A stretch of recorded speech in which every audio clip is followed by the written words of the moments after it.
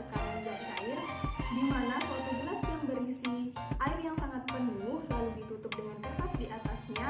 Ketika dibalik, maka air tersebut tidak tumpah. Nah, bagaimana sih penjelasannya? Kenapa demikian? Nah, kertas HVS dapat menahan air di dalam gelas karena perbedaan suatu tekanan. Tekanan udara di luar jauh lebih besar dibandingkan dengan tekanan yang berada di dalamnya. Saat gelas yang berisi air penuh dibalik, ternyata kertas HVS dapat menahan air di dalam gelas. Hal ini dikarenakan adanya perbedaan tekanan udara di luar gelas yang lebih besar dari tekanan udara di dalam gelas. Air merupakan zat cair yang mudah berubah bentuk, sehingga tekanan udara di permukaannya selalu berubah. Akan tetapi jika ditutup dengan kertas, udaranya akan sama besar. Udara luar yang tekanannya lebih besar akan mendorong kertas dan menahan air yang ada di dalamnya supaya tidak tumpah. Tekanan yang dialami oleh suatu benda ditentukan oleh besarnya, gaya, dan luas penampang benda tersebut. Secara matematis, tekanan didefinisikan dengan P sama dengan F per A. P adalah tekanan dengan satuan Pascal, F adalah gaya dengan satuan N, dan A adalah luas penampang. Jika suatu zat cair diletakkan pada wadah, maka akan terasa berat. Semakin berat zat cair, semakin besar tekanan yang dirasakan. Tekanan zat cair yang diam dalam wadah disebabkan oleh berat zat cair yang dituangkan. Hal ini dinamakan tekanan hidrostatis. Secara matematis, tekanan hidrostatis dituliskan pH sama dengan P kali G kali H. pH yaitu tekanan hidrostatis atau satuan Pascal. P yaitu massa jenis zat cair. H yaitu ketinggian. Hukum utama tekanan hidrostatis menyatakan bahwa tekanan zat cair pada tiap titik pada bidang datar di dalam zat yang massa jenisnya sama akan sama besar. Besar tekanan tidak dipengaruhi oleh bentuk wadah yang digunakan.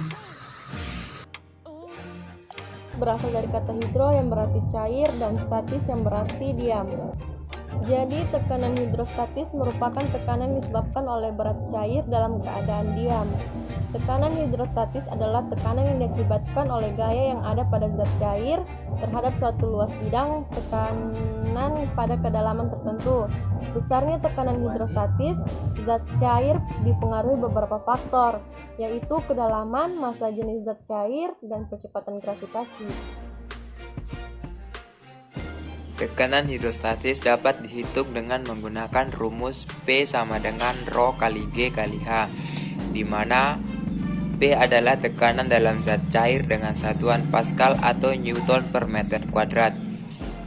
Rho adalah massa jenis zat cair dengan satuan kilogram per meter kubik. H adalah kedalaman yang diukur dari permukaan zat cair dengan satuan meter. Dan G adalah percepatan gravitasi bumi dengan satuan meter per sekon kuadrat. Hidrostatis memiliki bunyi hukum pokok, yaitu tekanan hidrostatik pada sembarang titik yang terletak pada bidang datar di dalam sejenis zat cair dalam keadaan setimbang adalah sama. Tekanan hidrostatis akan sama di setiap titik pada satu bidang datar. Di dalam dunia teknik bendungan, para arsitek memperhitungkan tekanan hidrostatis. Hal ini ditunjukkan dengan semakin menebalnya dinding bendungan ke dasar permukaan. Adapun sifat-sifat tekanan hidrostatis adalah yaitu 1. Makin besar keadaan zat cair, maka makin besar tekanannya.